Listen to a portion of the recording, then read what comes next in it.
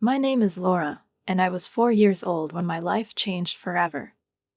That was the year my sister Bella was born, and suddenly, I became invisible in my own home. My earliest memories are filled with the sound of Bella's singing. Barely able to speak, she could already hit notes so perfectly that even the neighbors' dogs stopped barking. By the time she turned 3, her voice became the highlight of every family gathering.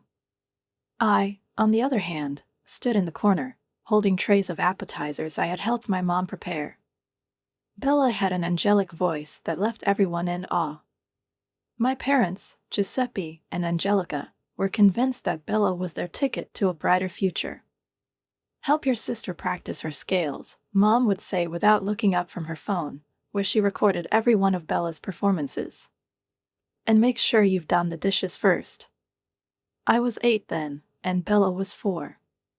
She twirled around the living room in a pink tutu while I was learning how to use the washing machine because Mom was too busy organizing Bella's singing lessons. I remember one sunny Saturday, when I was 12, I asked why I couldn't go to my friend Sarah's birthday party. "Bella has a performance at the community center, and we need your help with her costume changes," Mom snapped, as if that explanation should resolve everything. "But I promised Sarah," I tried to argue. "Don't be selfish, Laura," Dad interrupted. "Your sister needs you. She has real talent." His last words stung like the hiss of burning coals deep inside me. He didn't say it outright, but I knew what he meant. Unlike me. Everything changed one day when Bella was 11 and I was 15. She and her friends went to the mall for the first time without adult supervision. They spent hours at the ice cream parlor, competing to see who could eat the most desserts. I could never dream of having a day like that. But the next morning, Bella woke up with a sore throat that quickly escalated into a serious illness. The doctors said her vocal cords had been severely damaged, and she might never sing the same way again. Mom was inconsolable. She yelled at me as if I were to blame for everything. "This is your fault. You're the older sister, you should have looked after her." "But I was doing the laundry and cleaning the bathroom, like you told me to," I tried to defend myself. "No excuses," she cut me off. Dad slammed his hand on the table. "You're grounded for a month. No phone, no TV. Maybe this will teach you some responsibility." I stood there, pressed into a corner, unable to respond, but something inside me shifted. Lying in bed that night, I made a promise to myself. One day, I would build a life where I didn't live in anyone's shadow. I just had to endure a few more years in this house, where I was nothing more than a servant and a scapegoat. The next 3 years passed in a haze of chores, accusations, and simmering resentment. Every time Bella got into trouble, skipping class or spending money from Mom's credit card, I was somehow the one to blame. I kept it all bottled up, quietly enduring, while planning my future.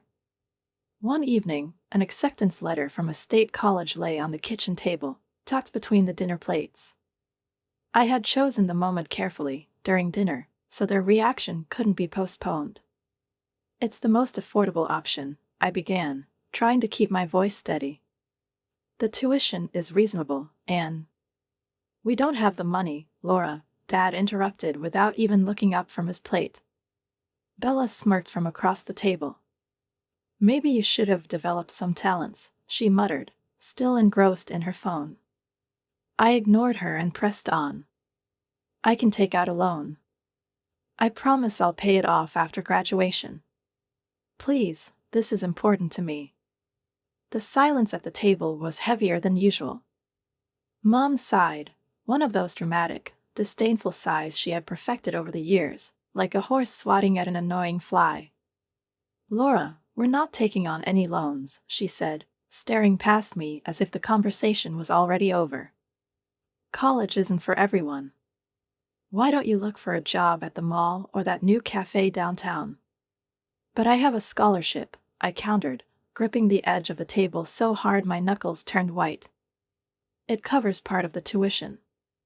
I just need help with the rest." "I've done the research," made a budget, and Dad's fork clattered sharply against his plate, cutting me off. "We said no loans," he said firmly, still not meeting my eyes. End of discussion. Some people are meant for college, others aren't. Accept it and move on. I stared at my untouched dinner, fighting back tears. Through my blurred vision, I caught sight of Bella smirking, her face glowing with satisfaction.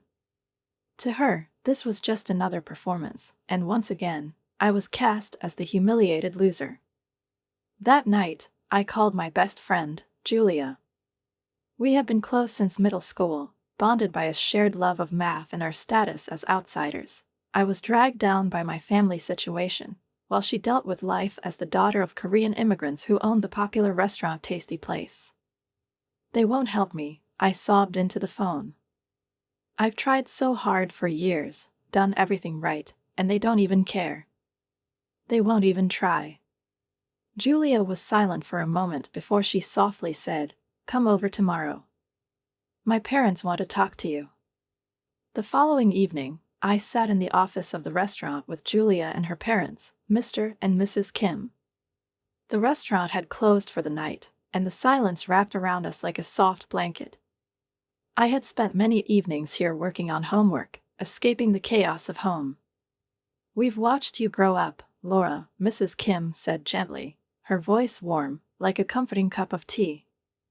"You're like a second daughter to us. Julia has told us everything." Mr. Kim nodded and added, "We'll pay for your tuition." I immediately began to protest, but he raised a hand, signaling for me to stop. "You'll work here part-time after your classes," he continued. "The pay will be good, and the schedule flexible. You can pay us back gradually, without interest. This is our investment in your future." A few months later, I moved into a dorm room at State College. My parents barely noticed as I packed my things. They were too busy preparing for Bella's big piano concert, their latest attempt to discover a new talent to replace her lost singing voice. I started taking classes during the day and working at Tasty Place in the evenings. I learned everything, from waiting tables to managing inventory. The job was hard, but every dollar I earned brought me closer to my dream. One day during my sophomore year, I was sitting in the library, surrounded by textbooks, when my phone buzzed. The screen displayed my mom's number. My chest tightened, and my hands shook. We hadn't spoken in months. "Hi, sweetheart," she began, her voice distant. In the background, I could hear noise, maybe Bella rehearsing for yet another, fresh start. "I just wanted to see how you're doing." "I'm in college," I replied, bracing for the inevitable questions about money or how I was managing without their help. "Oh, that's nice," she muttered vaguely. "Bella's getting straight A's in her advanced classes. We're so proud of her. You know, she's so talented."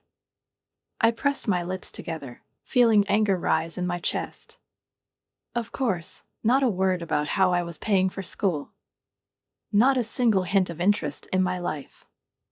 I stayed silent, knowing that anything I said would fall into a void. The call ended as abruptly as it had started. Mom hung up, and I was left sitting in the library, clutching my phone. I wasn't about to share that Mr. and Mrs. Kim had given me a chance at a future. That truth was mine alone. I only went home for major holidays, and each visit was the same. Bella shone at the center of attention, turning family dinners into her personal showcase.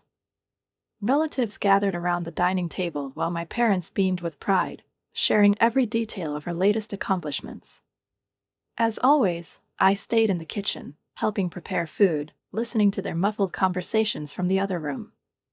But on Thanksgiving during my final year of college, something changed. As I set the sweet potato casserole on the table, Aunt Susan asked about Bella's college plans. "We've been saving for years," Mom announced proudly, waving a spoon in the air. "Our education fund for our star is fully prepared.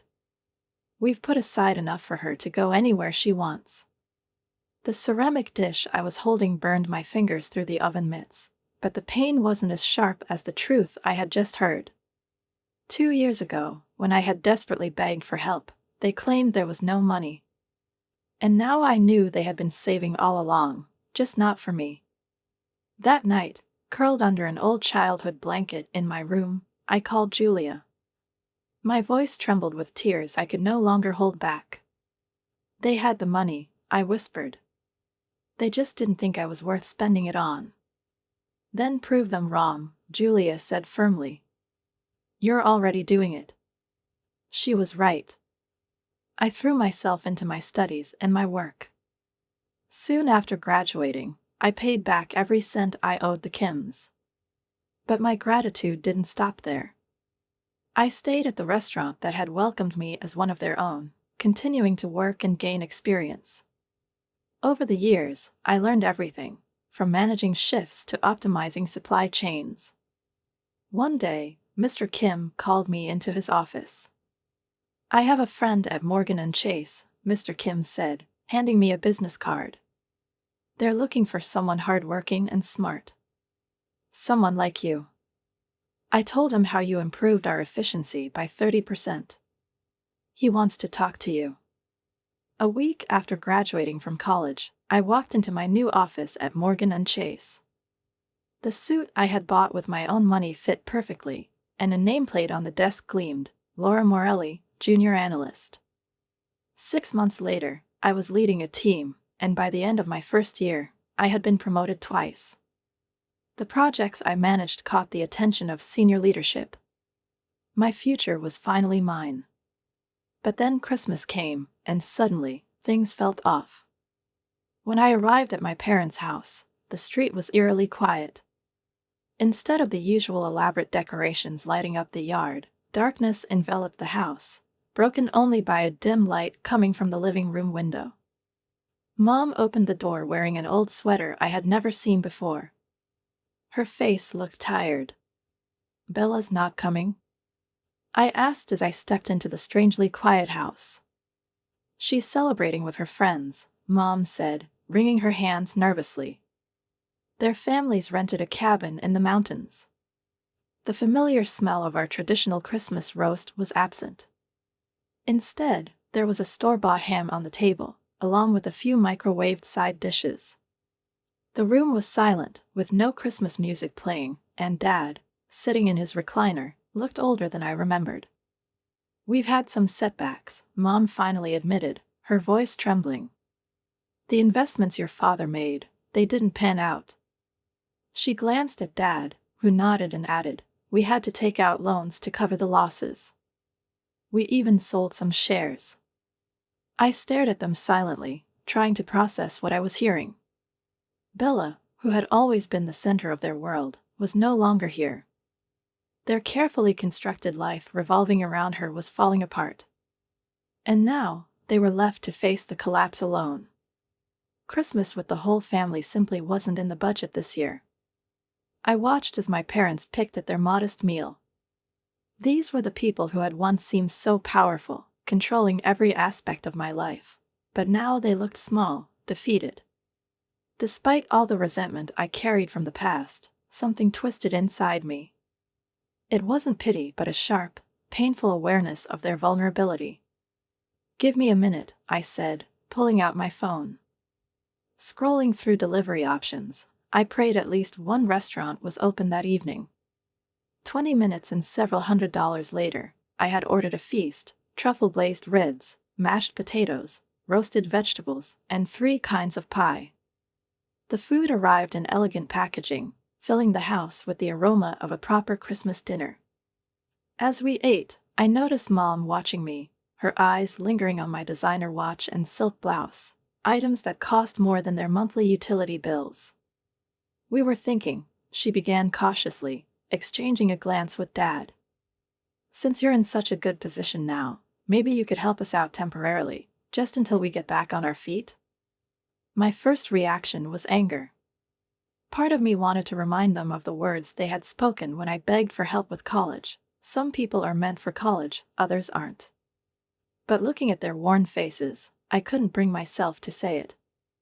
I can set up an additional card on my account, I heard myself say. With a monthly limit. Mom's eyes lit up. Oh, sweetheart, that would be $1,000 a month, I said firmly. No more. They nodded eagerly, clearly grateful. It was more than they had expected, though less than I made in a week. A few days later, I issued the card and handed it to Mom. They promised to use it wisely and stick to the limit. For the first few months, they did. The charges on the card stayed reasonable: groceries, utilities, basic necessities. Occasionally, I would glance at the statements and see familiar stores, the same ones where I had worked summer jobs in high school to save up for college. The irony wasn't lost on me. 2 years passed. The monthly allowance became part of our new relationship. Mom started calling to discuss their expenses, and these conversations gradually grew into something more, or at least, so it seemed. She shared updates about her life, about Dad, and even about Bella. Bella and I began talking again too, though her competitive nature hadn't changed. Every time I mentioned a success at work, her smile would widen, and her eyes would narrow slightly. Senior project manager, she'd say with a casual smile tinged with fake admiration. That's cute. Actually, I'm up for a promotion at Wilson & Company. It's a small firm, but very exclusive. There's a lot of pressure, not everyone can handle it. Her words sounded just like they had in childhood, when she so effortlessly dismissed my school achievements. It was almost comical, but I had learned not to take it personally. My parents, meanwhile, were engrossed in tales about Bella's new boyfriend, Leon. He's from such a good family. Mom gushed during one of our monthly phone calls. His parents own that real estate company downtown. In the meantime, the monthly charges on the card remained modest: groceries, utilities, the occasional dinner out. Ordinary things that didn't raise any red flags. I even started to feel good about helping them. It seemed like, through these small financial acts, our relationship was finally beginning to heal. But life had taught me to be cautious. Beneath the surface of calm, shadows always linger. And soon enough, I realized I had let my guard down too early. $200,000 for this entire break, I said coldly, feeling my voice, usually soft, harden into something sharp, like a blade. Care to explain, Bella, why I'm not only uninvited to this extravagant engagement party, but also expected to pay for it? Silence filled the line. Not just a pause, but a vacuum where I could faintly hear the sound of ocean waves and muffled party chatter. I pictured Bella tossing the phone aside, scrambling to come up with an answer, but no explanation came. Instead, she spoke again, her voice dripping with the same condescension I had known all my life. You've always loved helping the family, haven't you? She said with unnatural ease. You chose to take on this responsibility yourself. Aren't you proud to have made this event possible? It's for the family's happiness, Laura. My lips pressed into a thin line as I closed my eyes, willing the surge of anger to subside. A deep breath, then an exhale. All the corporate coping techniques I had mastered over the years came into play to stop myself from shouting. Family's happiness?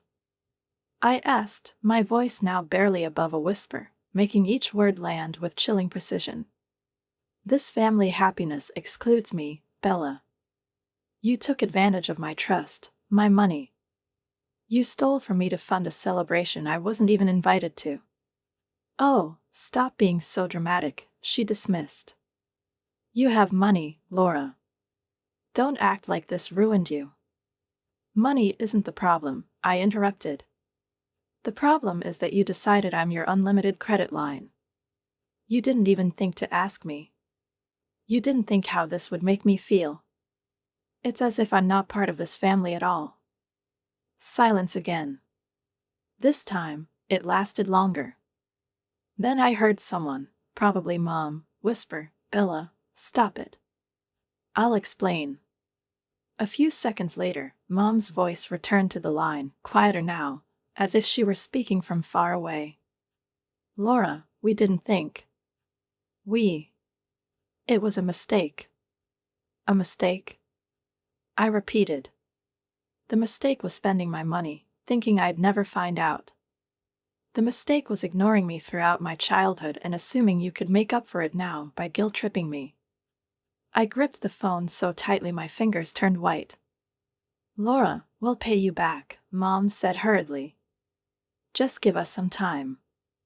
We didn't think this would be such a big deal to you. Didn't think? For the first time, my voice cracked, and I couldn't hold back the bitterness spilling out. No, you never thought about me, Mom. It was always about Bella. Even now. My eyes filled with tears, but I refused to let them fall. You want time? Fine. You have 2 weeks to pay me back at least part of the money. If you don't, I'll file a claim with the bank, and they'll deal with you. Laura, don't be so cruel, my father's voice came through, his once commanding tone now broken and pleading. We're your parents. This was for the family. You weren't thinking about family. You were thinking about Bella and her engagement, I replied firmly. Family is about care, mutual support, not exploiting one person for the benefit of the others. I hung up before they could respond further. The phone shook in my hand, just as my entire body trembled. I wanted to hate them. I should have felt only rage. But inside, everything was tangled, bitterness, hurt, disappointment. It felt both familiar and alien at the same time. I walked to the window of my apartment, staring out at the city lights. They always seemed to promise something bigger, something better. But at that moment, I felt lonelier than I had ever felt in my life. Let me tell you what really happened. My fingers flew across the keyboard, each word infused with a mix of anger, determination, and liberation. This wasn't just a response to the lies Bella had scattered across social media. It was my manifesto, the story I had hidden for far too long. Let's start with this, I wrote. Yes, I did pay for that magical getaway. That's right. 6 first-class tickets, luxurious ocean view suites, spa treatments, dinners, yachts, all of it was charged to my card without my permission. Money I earned through years of relentless work, supporting myself when my family decided I wasn't worth a dime. This family that blocked me on all platforms the moment I dared to ask about my role in the celebration they organized without my knowledge. And now they're calling me toxic. Let me remind you, when I was a child, Bella was the only person who mattered to them. I was the maid, the babysitter, the cleaner, but never a member of the family. Even when I begged them to help me pay for college, they refused, claiming, some people are meant for college and some aren't. But they had the money. Just not for me. I paused to catch my breath, then continued. Yes, I canceled the bookings. Why? Because they took advantage of me. Not only did they steal my money, but they also excluded me from a family celebration that I essentially paid for. How could they? You want to know what's truly toxic? It's the exploitation and the betrayal. And let's not forget their sweet little attempt to paint me as the villain in all this. So before you start pitying Bella and my poor parents, think about how you'd feel if you were used as a walking ATM to fund a luxury vacation you weren't even invited to. I reread what I had written, feeling the anger inside me slowly give way to a cold, calm clarity. This was the truth. This was my story. I hit post. The response was immediate: notifications, comments, messages. It was as if the internet had exploded. Within the first few minutes, I saw comments rolling in. Seriously, how could they? Bella, what do you have to say about this? Then came the wave of supporters, like an avalanche. You're absolutely right, Laura. No one has the right to treat you this way. This sounds like emotional abuse. Some comments were harsher. Bella, you're selfish. Your parents are monsters. I put my phone down and walked to the window, staring at the glowing city lights. It felt like liberation. For the first time in years, I had shared my story. I wasn't going to stay silent anymore. I wasn't going to hide who I was, and I wasn't going to tolerate their manipulation. The next morning, my phone buzzed again with notifications. This time, it was attempts to reach me, Mom, Dad, even Bella. But I knew they wouldn't have anything worthwhile to say. I didn't answer a single call.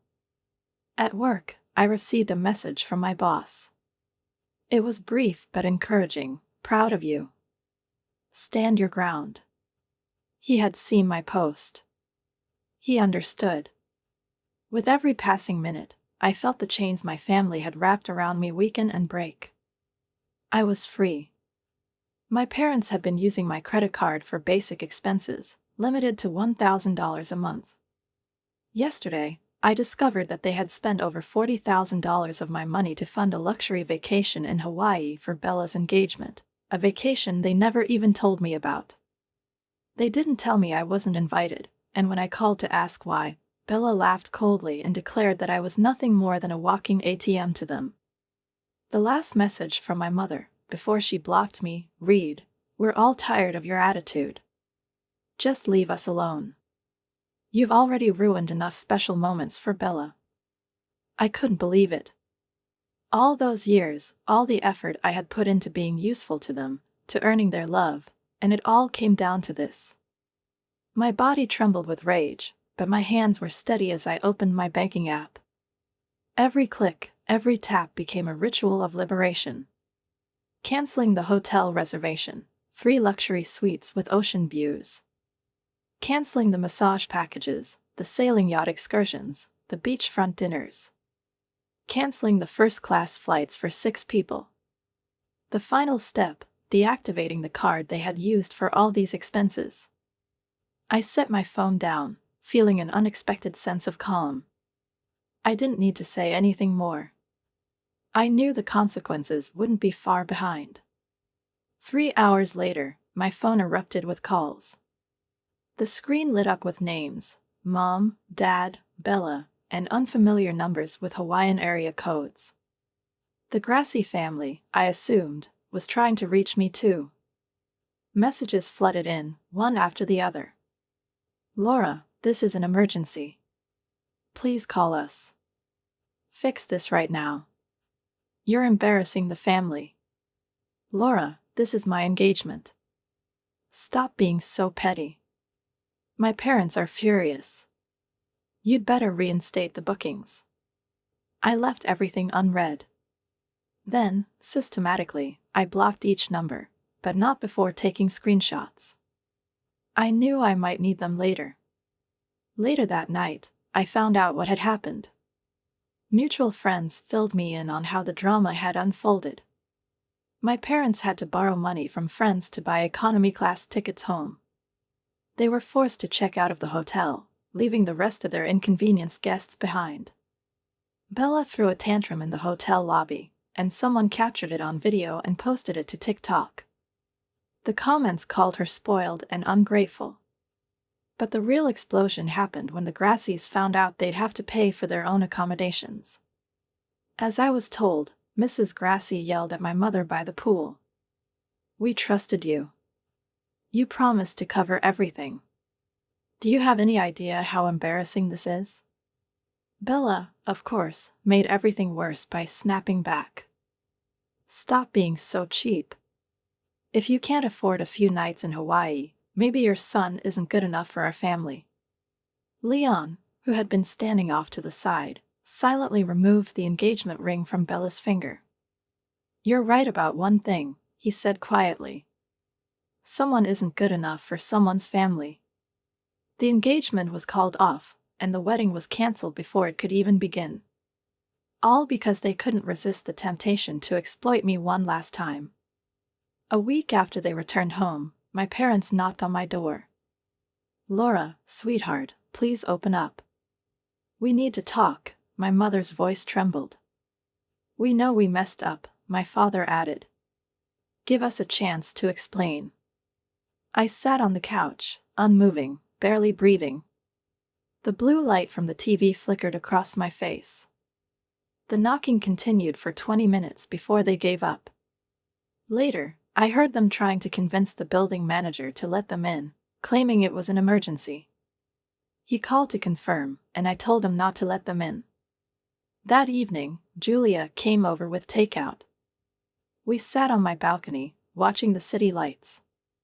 Your post has been shared in a bunch of support groups for people with toxic families, she said, picking at her noodles. A lot of people are calling you a hero.